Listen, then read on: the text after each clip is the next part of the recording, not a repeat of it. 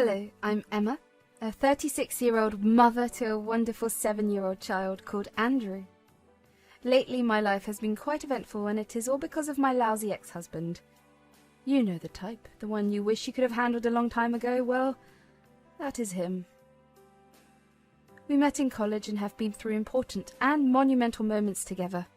We graduated from college together, moved out to Chicago, and supported each other when we first got our jobs. We built a life together, but I do not want to underestimate someone. Josh has always been a mediocre guy.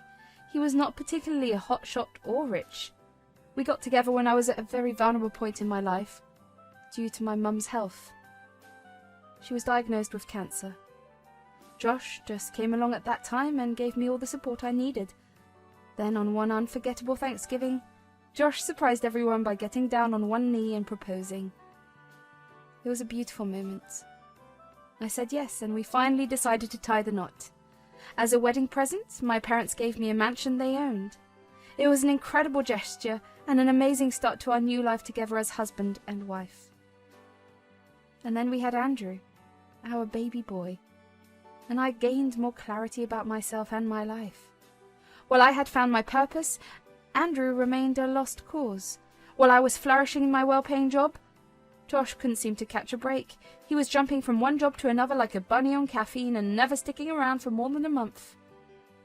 So our relationship hit a rough patch. At first I thought things would work out fine. It all started with subtle changes in Josh's behaviour. I could not quite put my finger on what was bothering him. As time went on, I'd noticed his dissatisfaction with his financial situation.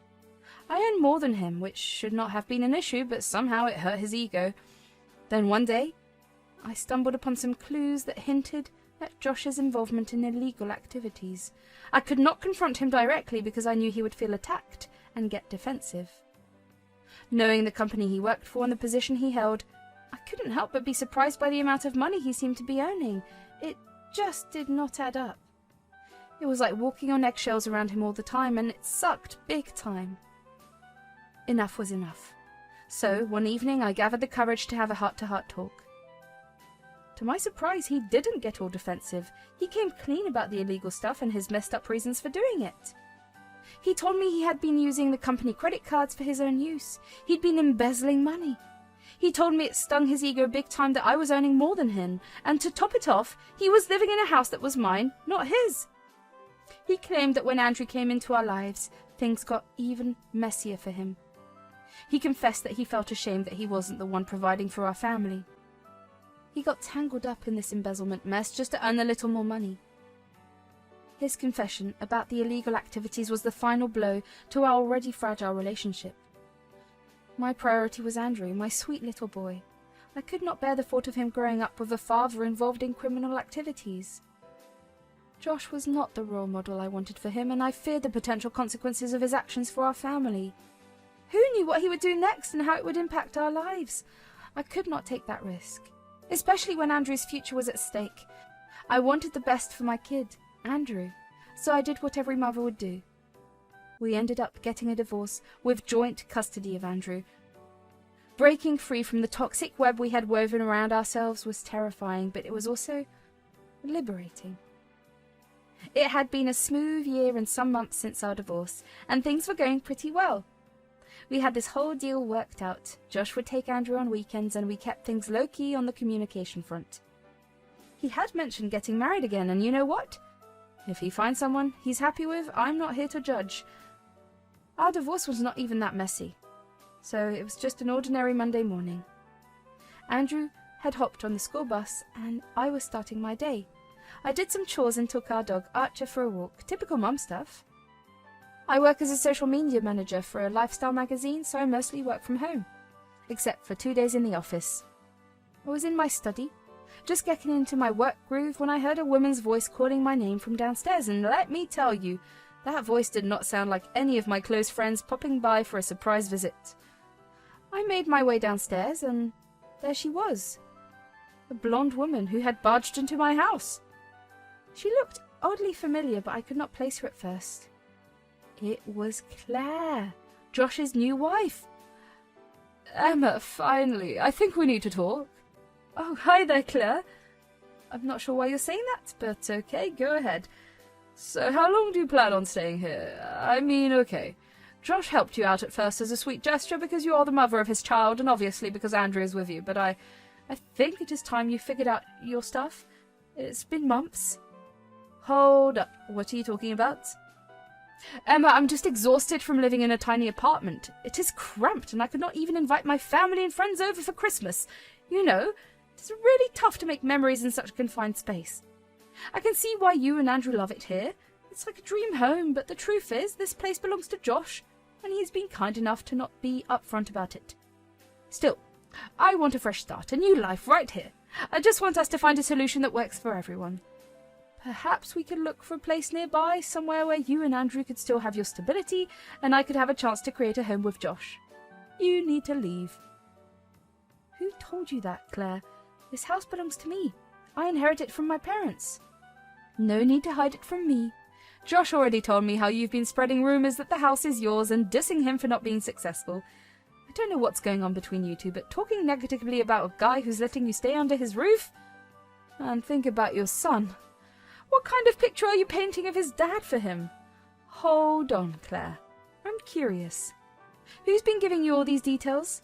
Let me set things straight. This house is absolutely mine, and honestly, talking about Josh, he's definitely the last topic I would like to talk about.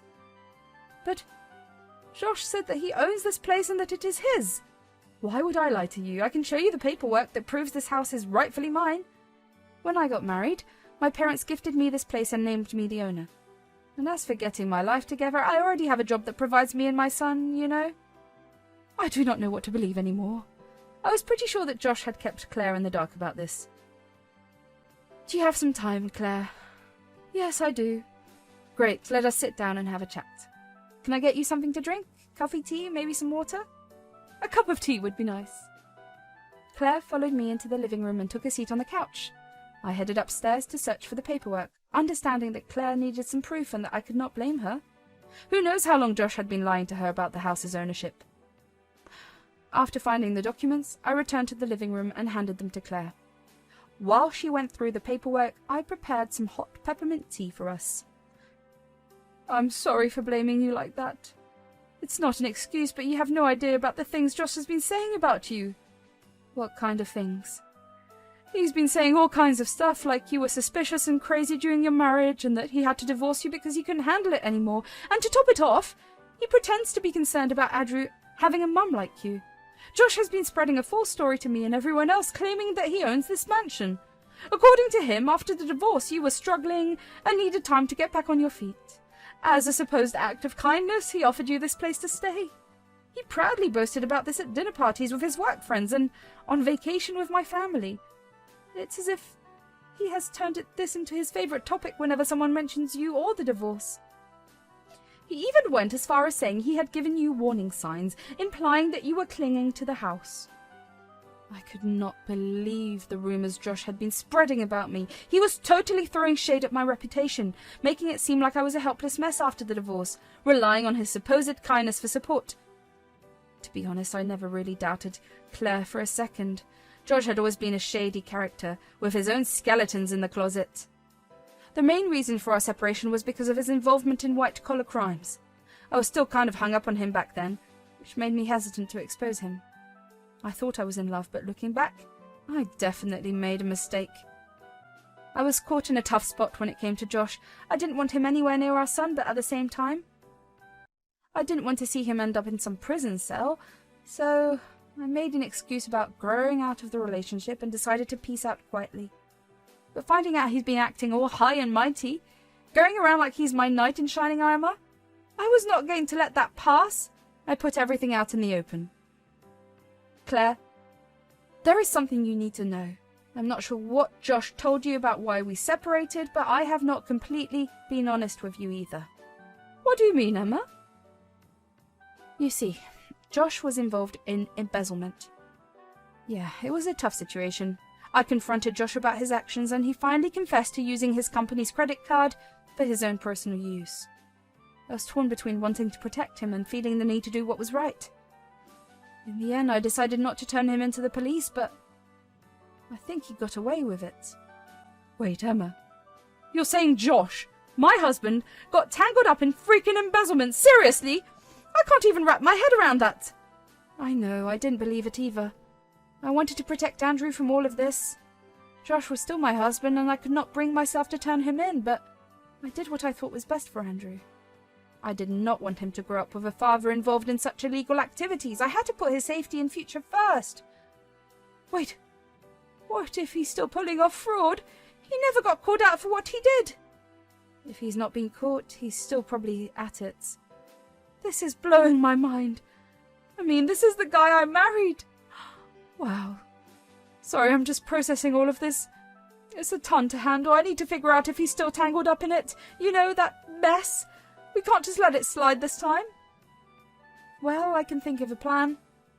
Isn't it Josh's birthday in 2 weeks? Yes, it is. I came up with a genius plan to finally expose him to everyone. Claire, you won't believe the epic idea I've got. So, picture this. What if you ask Josh if we could throw his birthday bash at, well, let's just call it his mansion, you know, my place? And you use all your powers of persuasion until he can't resist saying a big fat yes. We'll invite all his work buddies, basically everyone he's ever met, and then comes the pièce de résistance. We'll drop a super special announcement and give him his birthday surprise. Count me in. Take down my number. And I think Claire totally nailed convincing Josh about the big party, because when Josh came to pick up Andrew for their weekend together, he asked me about it. Hey, Emma, I need to ask you for a favour. Of course, Josh. What is it?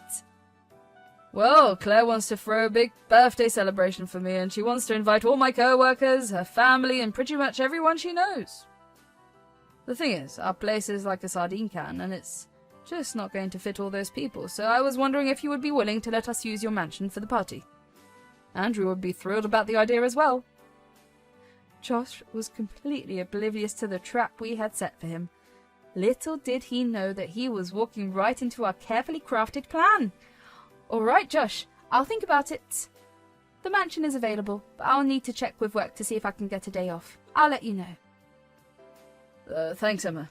And, there is something else. I know it is a big favour to ask, but could you pretend that the mansion is mine during the party? It would be embarrassing in front of my co-workers and in-laws if they found out I had to borrow your place.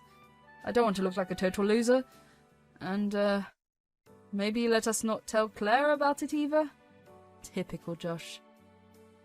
Well, I don't know, Josh. That seems like a pretty huge thing to keep a secret. I'll have to think about it, but I can't guarantee anything. I know.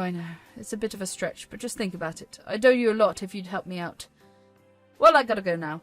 Just text me and let me know. Okay, bye-bye. And just like that, everything fell into place. I texted Claire, letting her know that the plan was a go, and asked her to send out the invites to everyone for Josh's big day. A few days later, I gave Josh the green light to celebrate his birthday at my place and promised to keep his little secret. The big day had finally arrived, Josh's birthday. He walked in with Claire and we acted all casual. But little did he know that we had a whole plan brewing behind the scenes. Andrew was pumped to see his dad, but I could not ignore the hurt and betrayal I felt. I had protected Josh and kept his secrets, and in return, he spread lies about me and our marriage. I was done being the good guy, and it was time to change that. As the guests started rolling in, I could not help but observe Josh putting on his offensive charm. He's trying to act perfect and flawless, but little did he know that his lies were about to be exposed. All of his friends, co-workers and family members filled my house, totally clueless about what was going to go down. Finally, when almost everyone had arrived, Claire and I gathered everyone around. Hey everyone, so we're all gathered here to give a shout out to Josh today. But you know, if we're going to raise a glass to the guy, it's only fair that you know what he's really about. It's easy to talk smack and spread gossip, but believe me, the truth has a way of showing up. Now, you might be curious about how Claire and I, the ex and the current missus, can actually get along. Well, here's the lowdown. We've both been through the Josh experience, and he has been fooling us around. Josh jumped in. Whoa, hold up, Emma. What's going on? Did you maybe hit the drinks a bit too hard? No worries, everyone. You can just go back to whatever you were up to. I have the situation under control. Hey, Josh, just give her a chance to speak. I know Josh might have been running his mouth and spreading lies about me, making me look like the crazy one for divorcing him or whatever. But let me set the record straight. There is only one reason why I left him, and that is because he was involved in some shady fraud. Thanks to Claire, the truth came out. Josh has been yapping about how this mansion belongs to him. Well, newsflash, it's actually mine. I've been working to raise my kid, while Mr. Fraudster over here has been stealing money from companies. The truth behind why I split with Josh is that he was mixed up in embezzlement stuff. I didn't have the guts to call him out on it before, but I'm not holding back anymore. Claire? I do not know what Emma has been telling you, but I promise you it's not what you think. You guys, there's been a mistake. Cut the crap, Josh. Emma's been real with me, and I know all about your sketchy stuff. It was hard to believe I fell for your stories.